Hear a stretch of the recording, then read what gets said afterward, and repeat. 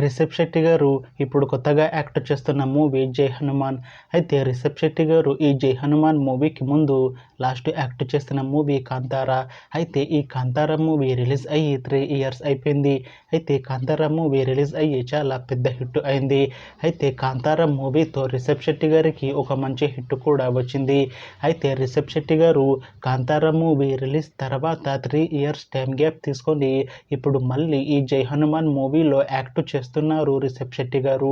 చూడాలి రిషబ్ శెట్టి గారికి ఈ జై హనుమాన్ మూవీతో కూడా ఇంకొక మంచి హిట్ తనకి వస్తుందా లేదా అనేది మనం ఈ జై హనుమాన్ మూవీ రిలీజ్ అయ్యాక చూడాలి.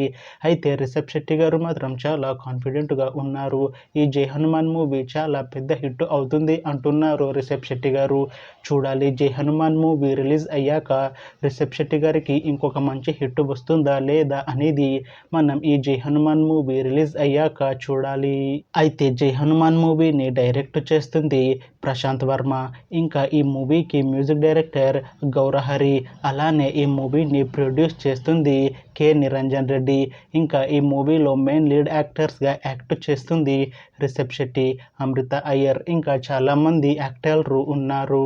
అయితే జై హనుమాన్ మూవీలో హీరోయిన్గా యాక్ట్ చేస్తున్నారు అమృత అయ్యర్ గారు.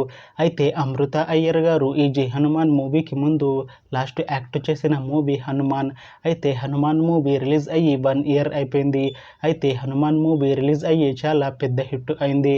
అయితే హనుమాన్ మూవీతో అమృత అయ్యర్ గారికి ఒక మంచి హిట్ వచ్చింది. అయితే అమృత అయ్యర్ గారు హనుమాన్ మూవీ రిలీజ్ తర్వాత 1 year టైం గ్యాప్ తీసుకొని ఇప్పుడు మళ్ళీ ఈ జై హనుమాన్ మూవీలో యాక్ట్ చేస్తున్నారు అమృత అయ్యర్ గారు.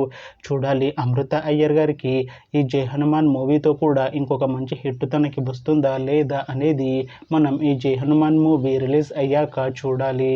అయితే జై హనుమాన్ మూవీ టీం మాత్రం చాలా కాన్ఫిడెంట్గా ఉన్నారు. ఈ జై హనుమాన్ మూవీ చాలా పెద్ద హిట్ అవుతుంది అంటున్నారు మూవీ టీం.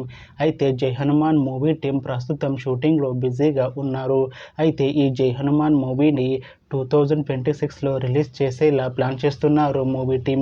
చూడాలి జై హనుమాన్ మూవీ రిలీజ్ అయ్యాక హనుమాన్ మూవీ కన్నా ఇంకా మంచి హిట్ అవుతుందా లేదా అనేది మనం ఈ జై హనుమాన్ మూవీ రిలీజ్ అయ్యాక చూడాలి.